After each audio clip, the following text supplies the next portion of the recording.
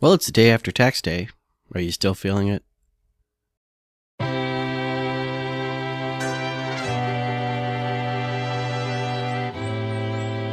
hi there. My name's Charles Ray Dawson. I'm the Associate Broker Residential Sales Manager at ProStar Realty. This is the Unnamed Real Estate Podcast, episode 271, and I hope you're all having a good day.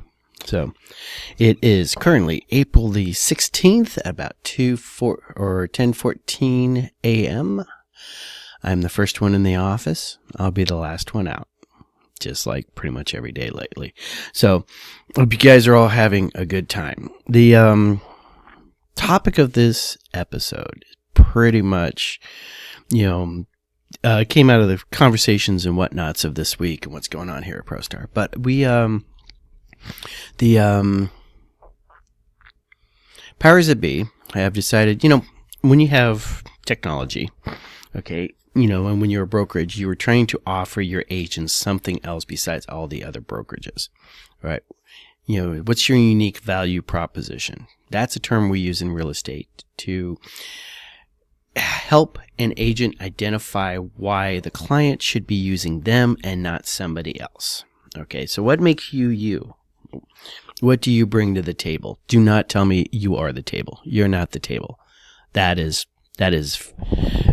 propaganda caused by people who don't actually want to do anything with their lives, and they don't want to make themselves better. All right. And they just think they should not have to put any effort into life. Okay. So what is it you are bringing to the table as a real estate agent? All right. You then take your unique value proposition and roll it into your personal brand. Your personal brand is your outward facing persona you show the world. All right. And once you have that branding going, everything in your marketing should be wrapped around that brand. I am never going to be a Scottsdale agent. Okay. Because a Scottsdale agent has a look and a brand. Okay. And people who want to buy in Scottsdale or sell a house in Scottsdale expect those agents to look like them, act like them, drive their cars, go to the Blue Martini, drink $16 frickin', flavored vodka, whatever drinks. All right. That's not me. Okay. I am way too redneck for that. All right. And I'm not even that particularly redneck, to be honest with you, but what I am is a very, very common person. All right. I'm the common man. Okay. Suddenly, when Fanfare for the Common Man should be playing in the background right now. If you guys don't know what that is, it is the song they used to play back before CBS Sports started. Great piece of orchestral. Anyway, it's a good band music. Got one of the big fancy orchestras playing it, and it's really, really cool. So look, hey, you know what? Show notes below. I got time today. All right, so, but when you are a brokerage, you are doing the same thing. You are trying to figure out, hey, where do we fit in the world? How do we distinguish ourselves from other brokerages? And what kind of agents do we want on board? And how are we going to meet their needs? Okay. Because ultimately, and I've been saying this for quite some time, when you are a broker, your clients are your agents, and you have to take care of your clients. So we've been piecing together various things for them with, training, personalized training. We've offered them a CRM. On the back end things, we have things that are sitting there to help us handle the paperwork and meet our requirements to the state, blah, blah, blah, blah. And it gets a little pricey.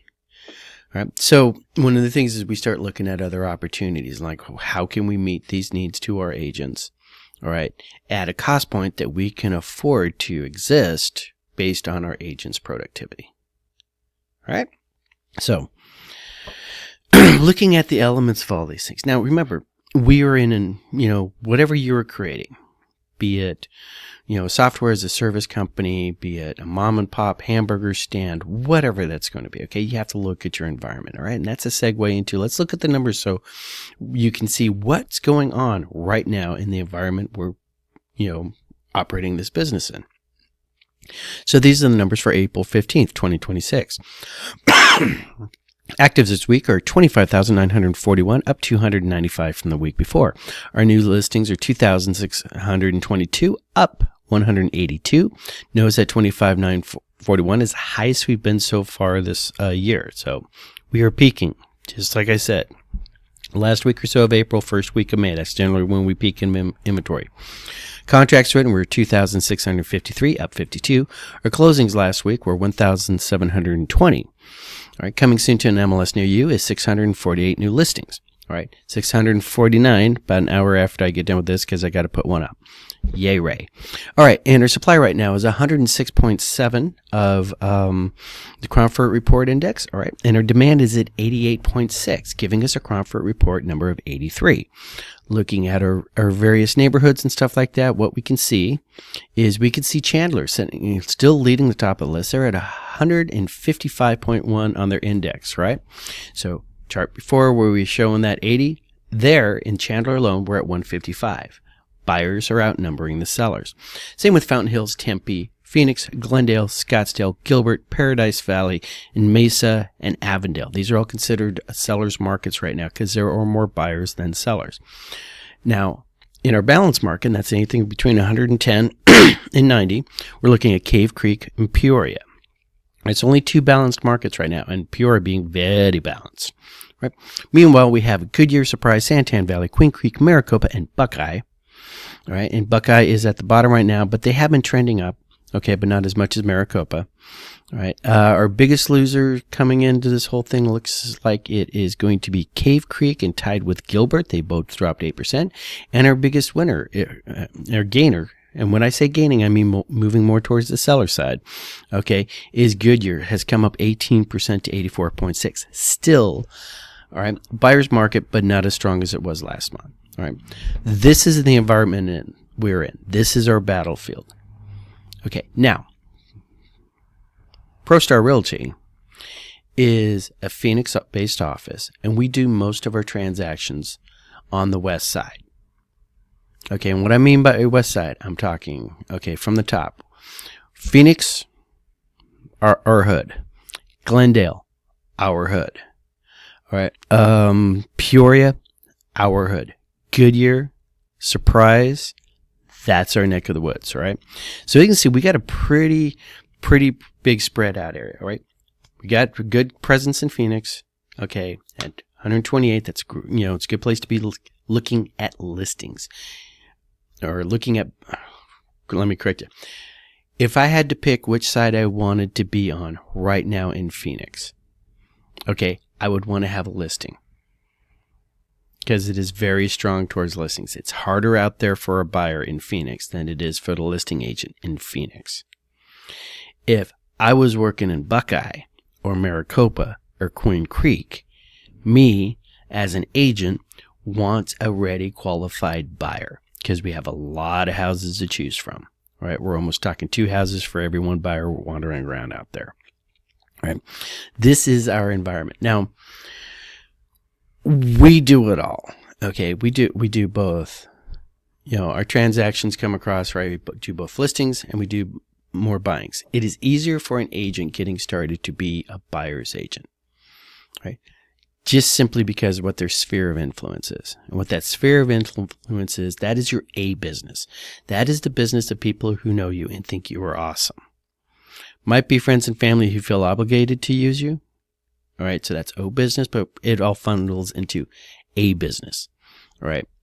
Now, A business is also returning customers, people who you have utilized and worked with before. Here's the problem. New agents don't have previous clients.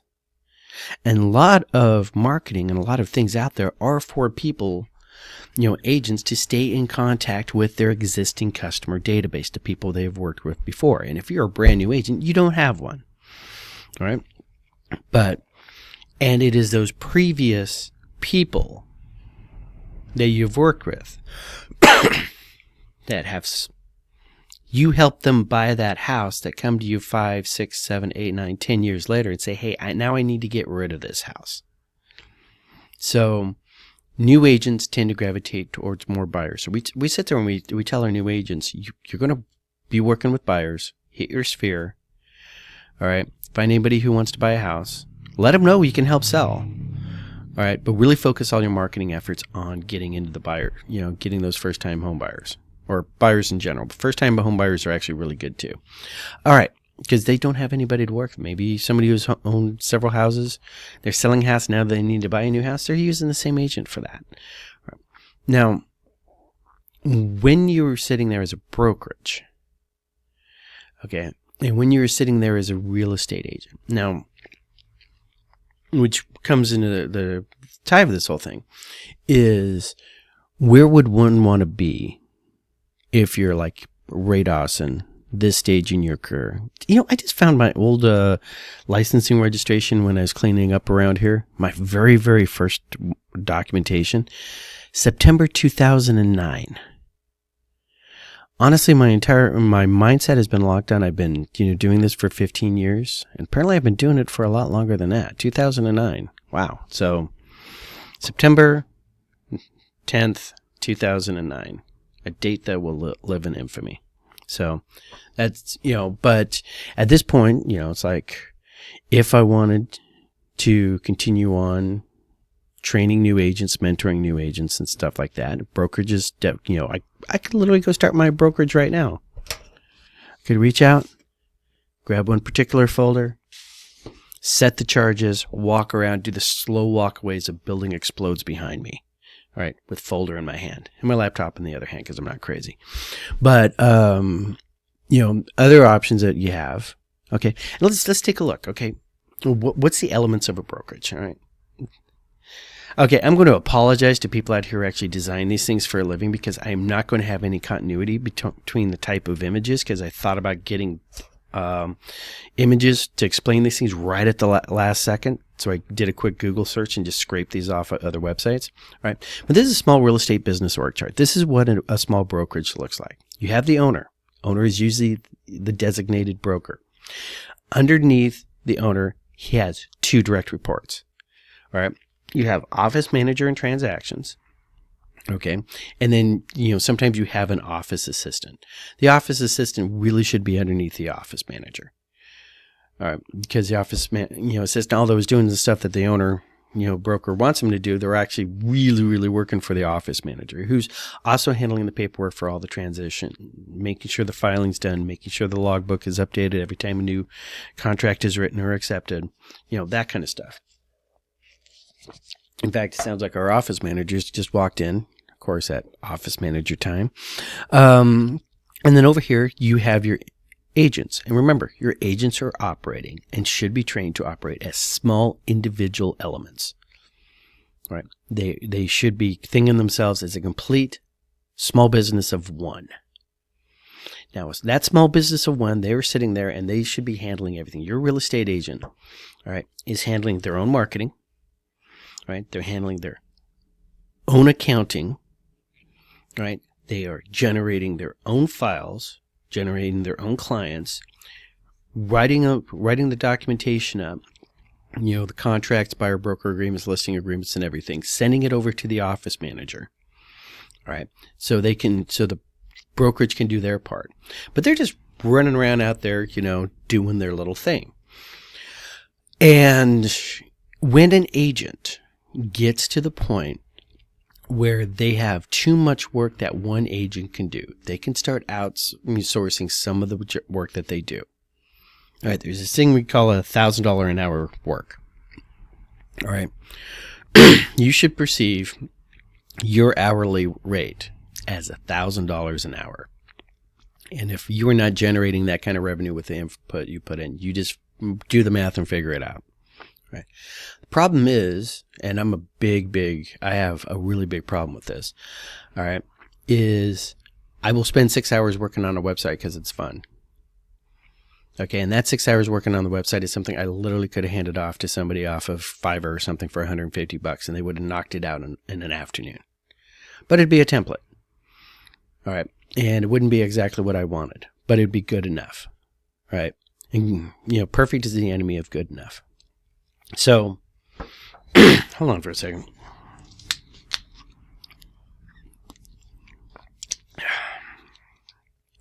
Not feeling just right today. I think it might be something to do with that coffee. So,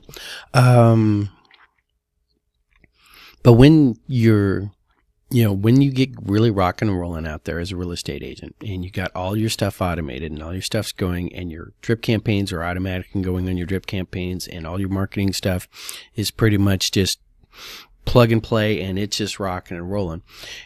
When you get to the point where the paperwork becomes your biggest obstacle because, I got to go do my files now, so I can't do this, then people will like to pick up a transaction coordinator. And a transaction coordinator is a person who just comes in and does all your paperwork for you.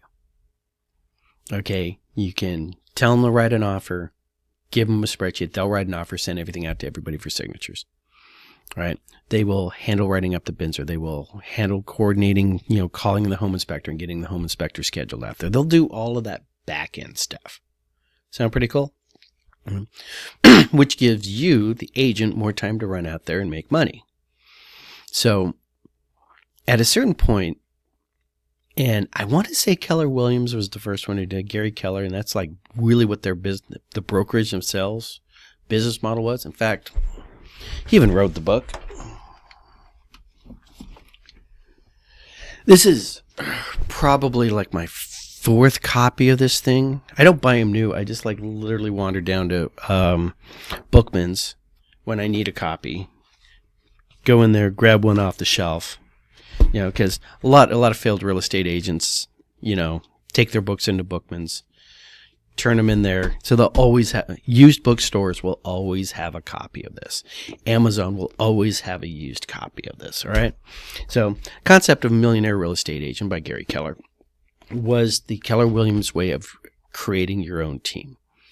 First part of the book is how to put all that stuff in place so you're generating leads, and those leads are turning into clients who are turning into transactions. And then when you get that machine spinning hard enough, and you got, the first thing in here that tells you to do is go buy go find yourself a transaction coordinator. And that's where the team started coming in. So a team looks like this. Okay, I'm going to put myself right here. Okay, so I become the team lead. Okay, not as shapely as the little animated person on this, but the team leader. Okay, the first person you've picked up is that transaction coordinator to help you with your transactions. Now, at a certain point, all right, you should have either too many leads or too many buyers. All right, and the first person you're going to pick up is either a real estate assistant. That's somebody who's going to be doing a whole bunch of the paperwork and scout work and maybe your marketing and everything else. And you'll pick up a lead buyer's agent. And the buyer's agent is going to be your partner, and they go show the pretty kitchens. All right. Lead listing. Okay. A lead listing specialist is the person who's actually going out there getting the paperwork done to list the house. All right. And the thing about a team like this is that you can have as many lead buyer's agents, many as buyer's agents working underneath you as possible, right? That you can keep fed. And remember that's the difference between a team, all right, and a brokerage. A brokerage, all your agents are independent. All your agents are living and dying on their own street cred, right? But a team, you're paying the cost to be the boss, and that cost is you have to take all the expenses on of generating the leads to turn them into clients, to hand them down to your agents and your lead listing specialists, all right, to do the transaction so your transaction coordinator can get paid, right? That's the purpose of a team lead. The purpose of the team lead is not to oversee the company like the owner-broker does. So these agents that you have over here in this chart could be, all right, teams. Hopefully some of your agents are turning into teams. They're evolving to that next step like a Pokemon. All right. Now, a couple other things I wanted to show on this org chart real quick. Your marketing, in your payroll and everything, generally they outsource that. That's why they're not on the lines. Okay, or your office manager does the marketing on the side. Your office manager at the beginning should be, you only just need your office manager if you have a Jessica, all right, or Donna for you people who used to watch Mad Men, all right. So that's, as a brokerage, that's your key hire. As a team, Your transaction coordinator is your team hire. Your key hire. These are the people specifically that you need to keep on board, right? So, where am I going with all of this, right? There is more later downstream if you are a real estate agent, all right? And there is growth there, especially if you find like some aspects of you are better at other things, some things than others, right? And bringing in experts, your assistant, your coordinator, a buyer's agent, or listing agent, to handle the things that you're not good at or you do not like to do can be really, really powerful.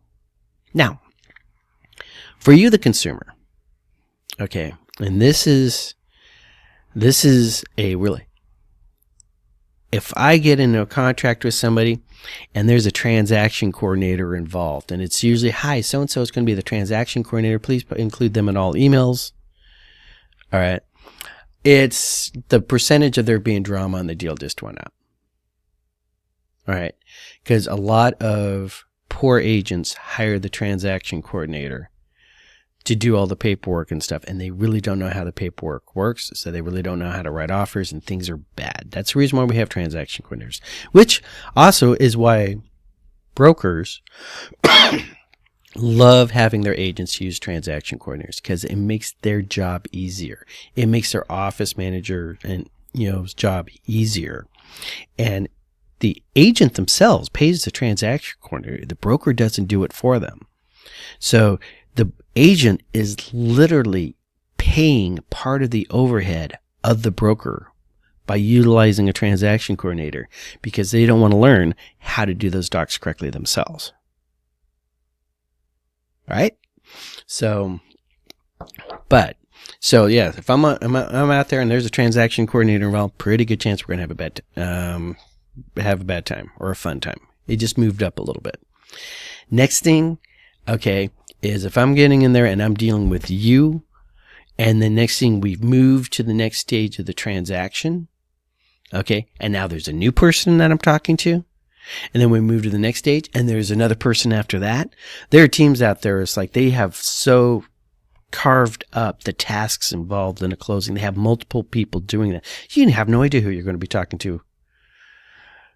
Just straight up. So this will happen to you, okay, in some teams, if you're the buyer or the seller, right? Your first call is with the team lead. She's talking about how great she is and how great her team is and how she's got the best group of people. And then they get ready to list a house. Next thing you know, you're talking to Joey over here, the lead listing specialist. And he's like, and we got this going, we got that going, and that's all great and wonderful. And then we get everything signed. Okay, that might be your point of contact, but now you're under contract, and now you're talking to the transaction coordinator who's coming out of nowhere. This lady up here, the team leader, they haven't talked to you anymore. That's the person you signed on with. Now you're dealing with this person down here. And if you call and you have a question to this, and you call the transaction coordinator, she might tell you have to talk to the lead listing specialist.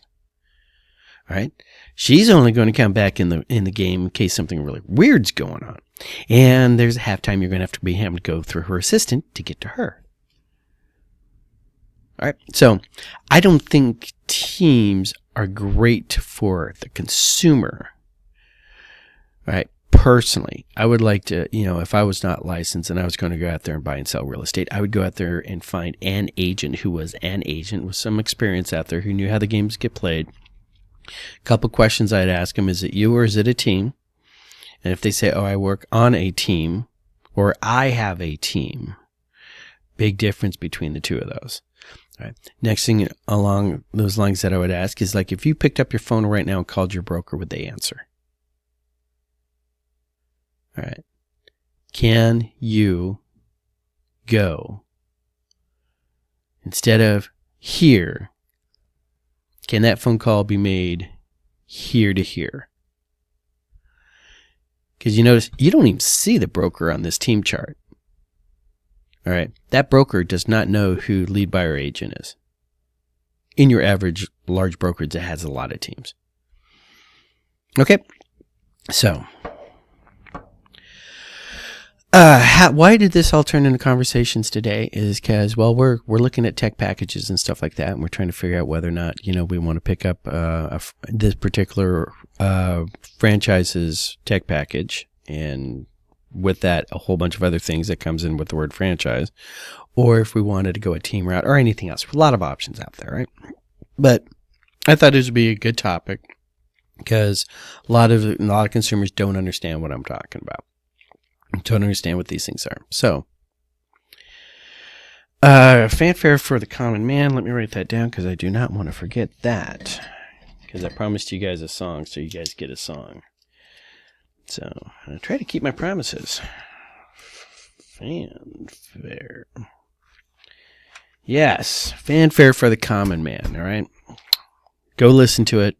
Listen to it while you're watching your children pets around water, all right? Listen to it when you're not driving into anything flooded. Listen to it when you're working your circles, all right? And other than that, you can listen to it, and it'll make sure you have a good weekend. It's a great song. I'll talk to you guys all later.